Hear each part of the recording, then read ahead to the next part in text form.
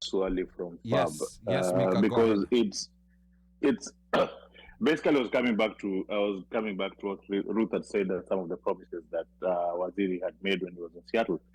But I think, Victor, the question is that when it comes to matters of remittance, we have been known to send money home to do various stuff in personal care, taking care of personal businesses like family.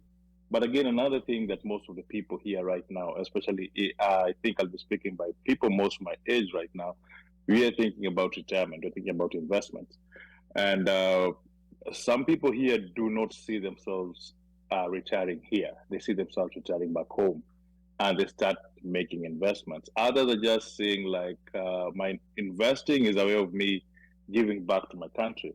Now, one of the things that we suffer as diasporans is, number one, protection of our investment. What's that to protect? Most people will tell you nilienda Kenya nikagongwa na nikarudi. Like they don't even want to hear anything about Kenya. They're done with Kenya. Like you tell them anything about Kenya, they're like, no. And then the question that Fab asked, how do you encourage us to come back and invest? Because investing for us si kununua shamba na kujenga nyumba pekee. Some of us are professionals in the fields that we work with, and professionals who are very skilled and SMEs.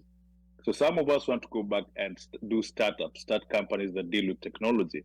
We want to bring back services that we can see that can help Kenya, but it's hard to get that, to get a foot, to get even just a step inside to try to invest. How is this regime trying to make it easier for Kenyans who want to come back and invest?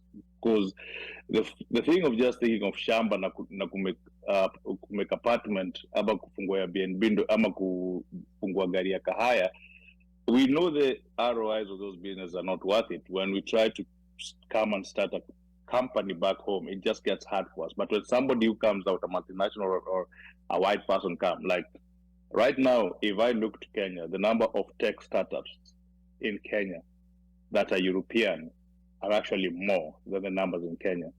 The most funded startups in Kenya are European-owned than startups by Kenya. All right. I think there are 2-3 things there which we have to tackle, and I don't know if one we shall actually have enough time to talk about. I think one of the things to show you that government is serious about the diaspora is setting up of the diaspora department. Like we have a PS for diaspora. That is what she lives, sleeps, eats, and drinks. That one is one of the biggest indicators that government is really, really serious about diaspora. Number 2 is the whole aspect of, I cannot expect you to continue sending remittances, but I'm still giving you bad service. So now the weight is on us as the workers of government to make sure we deliver service. Because why would you come to a restaurant if the waiter is rude every time? You'll be like, I don't need to do it. In fact, many guys tell me, Ted, I have an American passport. I don't need to come and get another passport. But those are some of the things that will be ticked on our report book. Number 3, and I want to go to the issue of investment. Why Kenya? Why now? This is my personal belief, that I believe that Africa is the continent of the future. Right here, correct, we have almost exhausted all our social problems. I mean, in the streets of LA, there's like a small box with wheels which delivers food to people's houses. I mean, you can send a guy to the supermarket, you'll never ever see him. They'll bring for you exactly what you want. You go to a supermarket here and you can actually get the food that you want done the way you want. Yes, we have delis in Kenya, but we have great opportunity. Think about it. Kenya, Uganda, Tanzania, Rwanda, Burundi, South Sudan, Congo, and involved there, Ethiopia and Somalia are about 400 plus million people. So anybody who is thinking about virgin markets should be looking toward even 10% of that East African market. Even if you have a product, and when we go to talk about the creative economy, that's what we're telling everybody. That you see, You are focused outside, but maybe what you need to really focus on is on the inside. Come in with a particular product. The issue of funding and funded tech companies, I think, is a separate conversation. I think for me, I look at it differently. I say Kenya, number one, think about it, has some of the fastest internet speeds on earth. It's proven. Kenya has one of the highest mobile phone penetrations in Africa and the world. Ashosho in Ushago has a smartphone. Kenya has one of the largest human resource capitals that we have even in Africa. That makes Kenya ripe for investment. Now, look at all these tech startups. I think what we need to be thinking about is, where does the money come from? Because he who has the cash calls the tune.